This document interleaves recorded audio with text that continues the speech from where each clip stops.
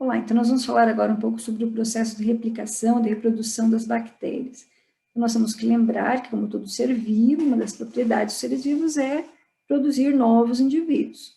Então, basicamente, as bactérias se reproduzem por um processo assexuado, especialmente nesse caso, então, pelo que a gente chama de divisão binária ou bipartição, ou ainda alguns chamam de cisparidade, em que no processo resultam seres que são idênticos àquele que está produzido, ao original.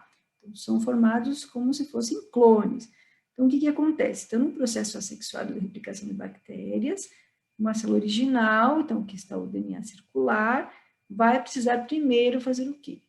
Duplicar esse material genético, esse DNA circular, depois vai organizar de modo que ocorra, então, a separação para que a célula, na sequência, possa se dividir. Vai ocorrer uma invaginação, ou formação desse septo, então, em que tanto a membrana celular quanto a parede vão sendo formadas aqui, e finalmente separa, então, em duas novas bactérias, então, dois novos indivíduos. Lembrando que, então, lá no caso, as bactérias que possuem aquele mesossomo ajudam a orientar nesse momento aqui da separação do DNA que foi duplicado. Então, primeiro precisa duplicar o DNA, para depois dividir a célula, o que a gente chama de citocinese, para formar dois novos indivíduos que são idênticos.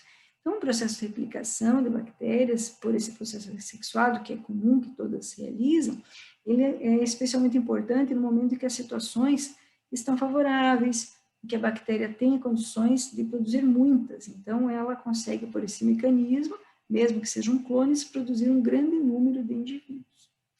Mas como é que as bactérias fazem, por exemplo, para ter alguma variabilidade genética? Então, existem possibilidades de recombinação genética em bactérias. Então, alguns autores até consideram que seria uma derivação dentro dos processos sexuados, outros não consideram isso. Mas o fato é que muitas bactérias conseguem conjugar-se, ou seja, trocar material genético entre indivíduos diferentes da mesma espécie. Então, uma das possibilidades de fazer então, essa recombinação genética é trocar material genético de bactérias, especialmente aquela estrutura, aquele DNA adicional que nós falamos anteriormente, que é o plasmídio. Então, duas bactérias podem se aproximar e trocar, então, plasmídios. De que forma? Então, observem que aqui está o cromossomo adicional, o cromossomo usual, né, o genético da célula, nucleoide, e quando elas se aproximam, elas se conectam, formam essa ponte citoplasmática por meio de, lembra daquelas fibras que nós falamos? Então, existe o que a gente chama de fibras especiais, que nós chamamos de pile sexual, que vão auxiliar a formar essa ponte citoplasmática para que ocorra a transferência desse plasmídio. Tá? Então, aqui está o nucleoide das duas, e nesse caso, essa bactéria está transferindo o plasmídio para a outra. Lembre que o plasmídio é DNA e ele também é capaz de se replicar. Então, é possível que se encontre até, em determinados momentos, mais de um plasmídio na mesma bactéria. E pode ser que ela não esteja com um plasmídio e pode ser que, num outro momento, ela tenha esse plasmídio.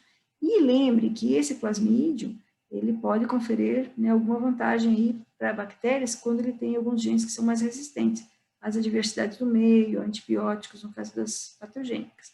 Quando é transferido para outra bactéria, essa outra bactéria pode se replicar aí por um mecanismo, então, de bipartição ou divisão binária, como eu disse anteriormente, e levar, então, esse plasmídio nessa nova linhagem aqui. Tá? Então, a conjugação seria essa transferência aqui de plasmídio de uma bactéria para outra, por meio dessa ponte citoplasmática, esse pile sexual, e confere, então, já uma variabilidade, uma recombinação genética. Outras possibilidades, então, além da conjugação, nós temos aí um fenômeno chamado de transformação.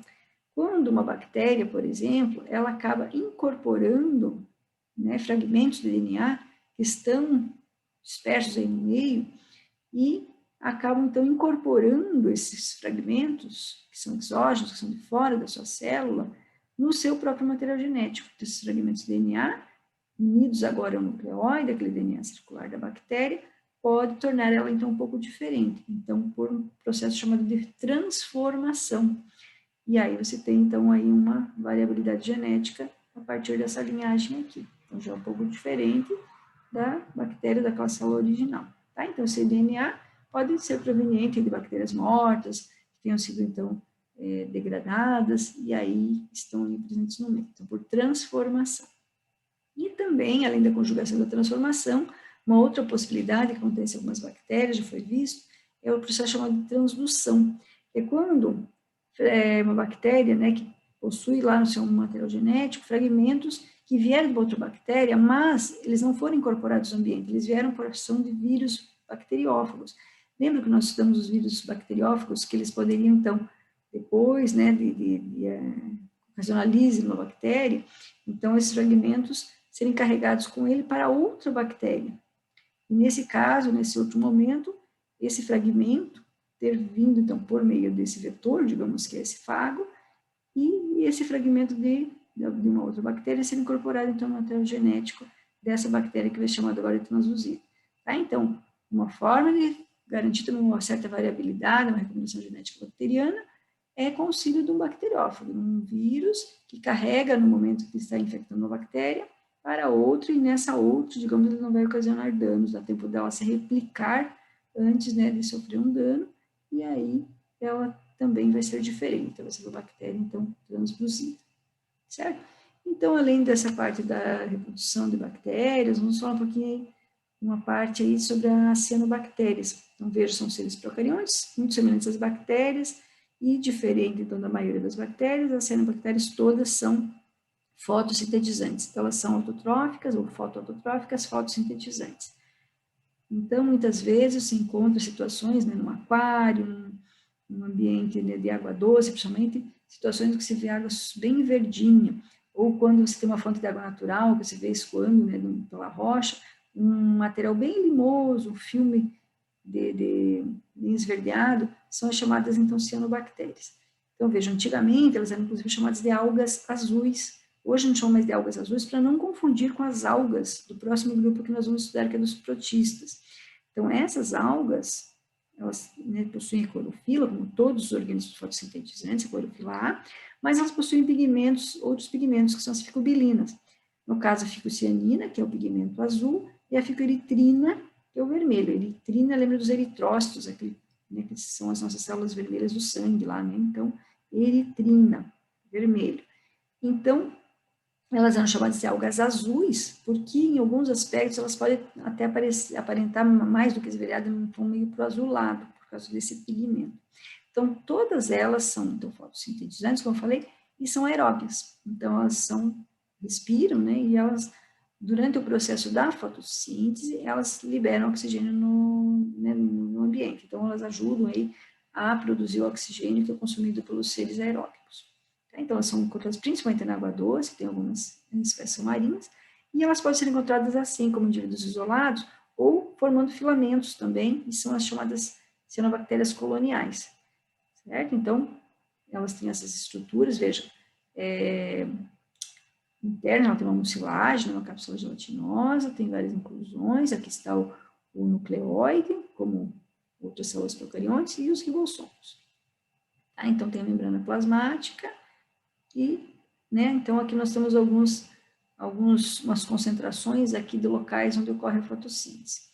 E uma coisa interessante também, que várias cianobactérias já se observou estruturas diferenciadas chamadas de heterocistos, que algumas colônias possuem, que conseguem, nesses locais, fixar nitrogênio, como nós vimos lá no caso daquele risóbio, né, que são aquelas bactérias que vivem lá nas raízes das leguminosas. Então, em cianobactérias, também são encontradas estruturas ou locais onde ocorre a fixação de nitrogênio. Então, uma importância, além dessa questão de serem fotossintetizantes, liberar oxigênio, né, produzir matéria orgânica, elas também podem fixar nitrogênio.